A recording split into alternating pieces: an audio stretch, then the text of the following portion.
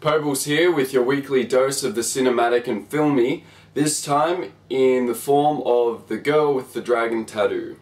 This review request came from this guy, and this guy, and this guy, and this guy, and this guy. Anyway, this film was released December 2011. It's still in cinemas now. It was directed by David Fincher, who brought us The Social Network, which is the Facebook movie. The soundtrack was predominantly done by Trent Reznor from Nine Inch Nails, which I thought was really cool, and you can tell from the start that he's had a lot of creative influence over this film. It's very dark. The film stars Daniel Craig, who is the current James Bond, as well as Rooney Mara, who I'd never heard of before, who plays one of the protagonists, Lisbeth Salander. The Girl with the Dragon Tattoo is about a recently disgraced journalist who is hired by a rich businessman to write a memoir of the businessman's life and also record and investigate the disappearance of a young girl in the family who has been presumed dead for around 40 years. As I've said in the past, the plot thickens. Now, this film has a huge context. The background is enormous. So I have a very small amount of time to cover it in, so I'm going to be summarizing, and I hope that I don't step on any toes here by annoying some of the more hardcore fans. Right from the get-go, this film had me thrilled. The opening sequences are very dark and bizarre, and I have to say, I didn't realize it at the time, but it's almost a preparation for what you're about to see. There's that and the fact that the opening sequences look like a cross between Batman, Venom, The Basement of Every Mac User, and every tentacle porn movie ever. Not that I've seen tentacle porn. This film features two very violent rape scenes. It's probably one of the two movies I can think that it's actually okay to feature this in the film because it's part of the backdrop. But again, it's very brutal, it's very graphic, and those who don't really like to see this kind of stuff, like me, I would warn you against seeing this film. Daniel Craig, although he used that typical action hero pout, was actually very good in his role here. He didn't bring anything from the James Bond series back into this movie. It was a very different character for him. He's not quite as sharp as he's meant to be in James Bond, and he did a great job. I don't want to give away too much because I have a spoiler-free policy, but I can summarize most of the things I liked about this film by saying it's very realistic. There's no Hollywood shite, there's no dramatic spiel from the bad guy. As brutal and loud as this film can be, there's also a lot of mannerisms and subtle characteristics that are very innate, and you don't really see them shown up on the screen as much as they would in your typical Hollywood movie. The casting is pretty much top-notch, but I feel like Daniel Craig's role could have been filled by a variety of other actors. It was a very open character.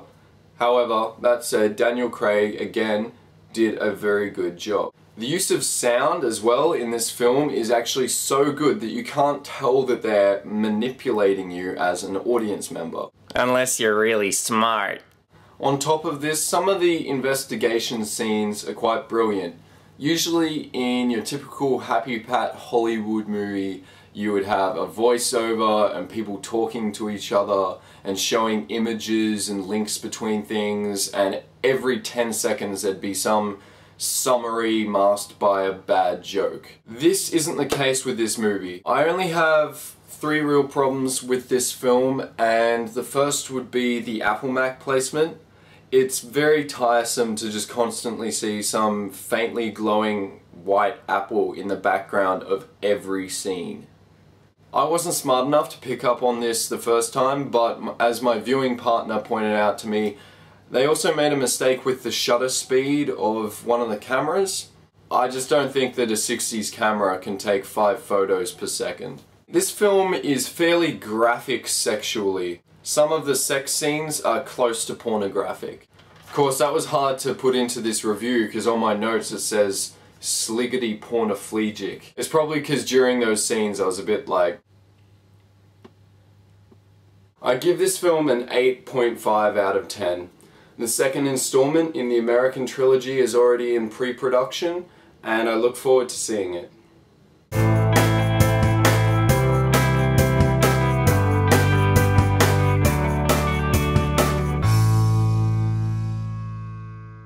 Our second review today came from this guy, who asked me to do some comedies, so I present to you guys the Farrelly Brothers' Dumb and Dumber.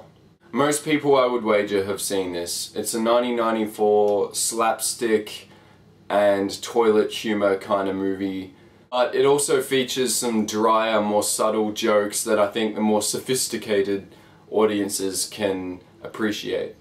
In case you haven't seen it, it features Jim Carrey and Jeff Daniels as two dim-witted but well-meaning individuals who set out to return the luggage of a woman that Jim's character, Lloyd Christmas, is quite keen on. However, what they don't understand is that the luggage contains ransom money for a hostage situation.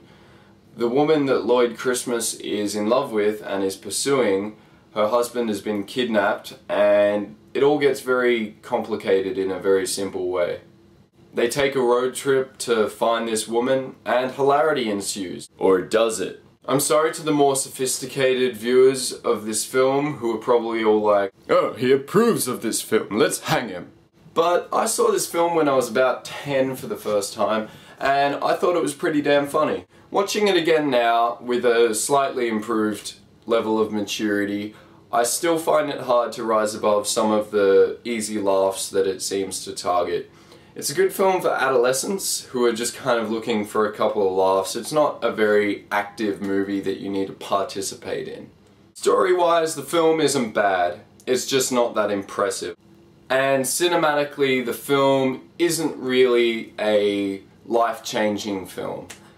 It features no real worldly breakthroughs or philosophical rants. It's just a comedy movie.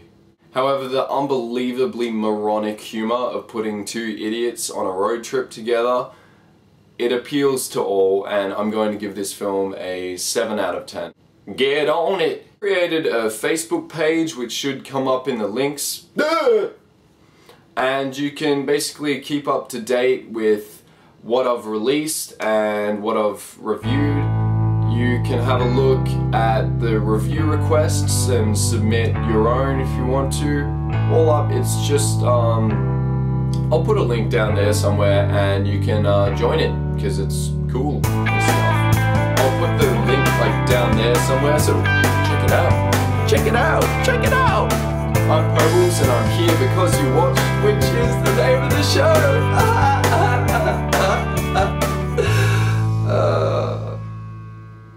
Thanks for coming out.